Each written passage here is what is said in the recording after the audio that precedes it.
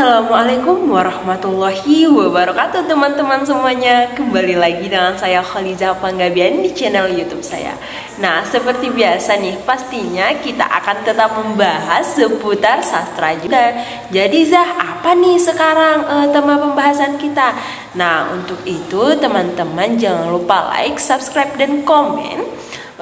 Karena subscribe itu gratis. Terima kasih.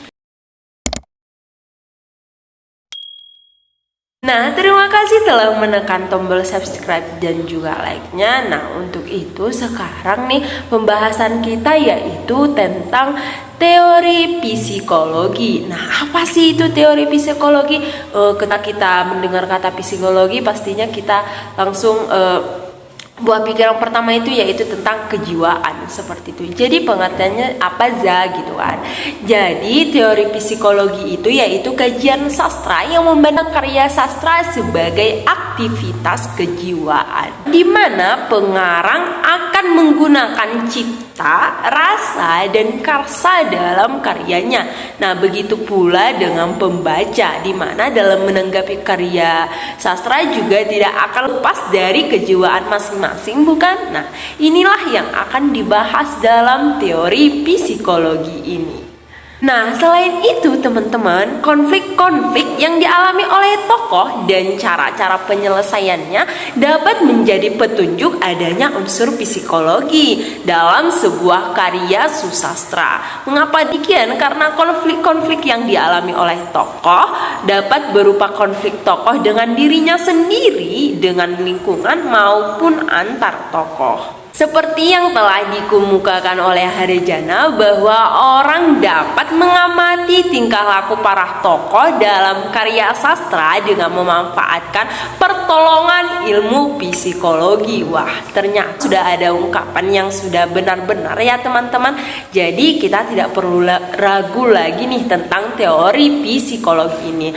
Nah, setelah itu ajaran dalam dunia psikologi disebut juga dengan psikoanalisis. Nah, jadi ajaran dalam dunia psikologi itu disebut dengan psikoanalisis. Jadi di mana yang menekankan pada penyelidikannya proses kejiwaan dalam ketidaksadaran.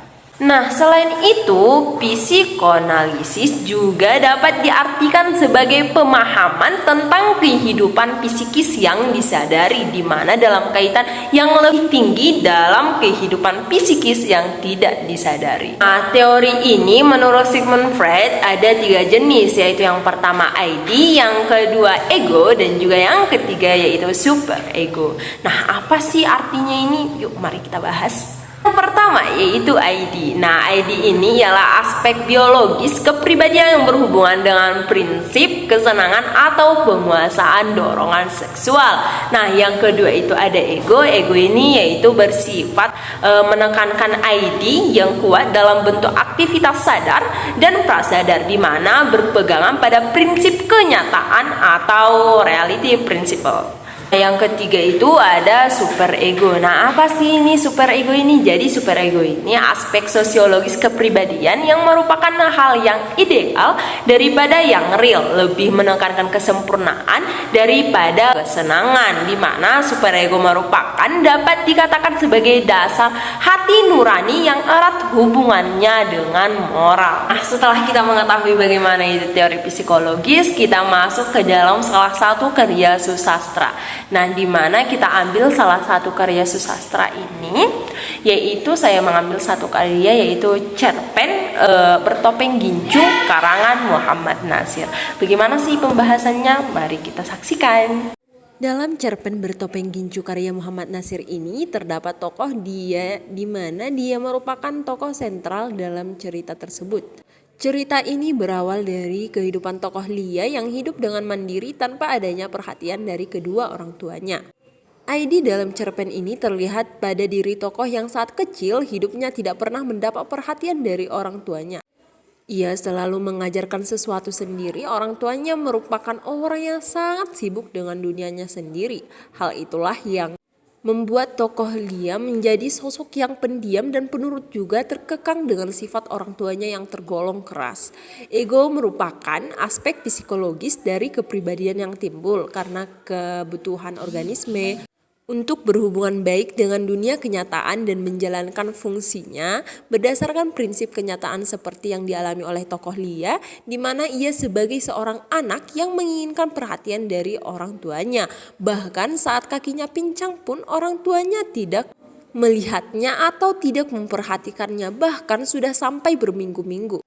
Dipertegas dengan kutipan, karenanya wajar kalau kedua orang punya kak begitu memperhatikan jalannya yang sedikit pincang karena selama ini dikeluarkan ketika melewati ayahnya yang sedang menerima tamu yang mengurusi soal jual beli beras untuk rakyat miskin saat mau pergi ke sekolah. Dan ada juga kutipan, luka itu memang besar, terkadang nanah meleleh tampak mengerubungi nanah yang menembus kaos kaki putih yang membungkus luka itu.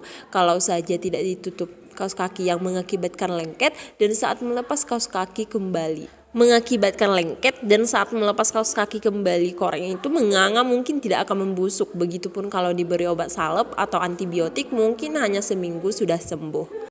Lanjut kutipan selanjutnya yaitu, tetapi dia bisa menyimpan luka itu hampir 3 bulan dan orang tuanya tak tahu. Kalaupun akhirnya sembuh, itu lebih karena tubuhnya yang kecil masih memiliki antibodi dan sekolahnya libur hingga akhirnya luka itu mengering karena dia tidak perlu lagi menggunakan kaos kaki, alih-alih dia mengenakan celana panjang. Terus biar tidak dilihat orang tuanya, lihat dia sering mengenakan celana panjang ibunya, tampak senang karena berpikir anaknya sudah besar.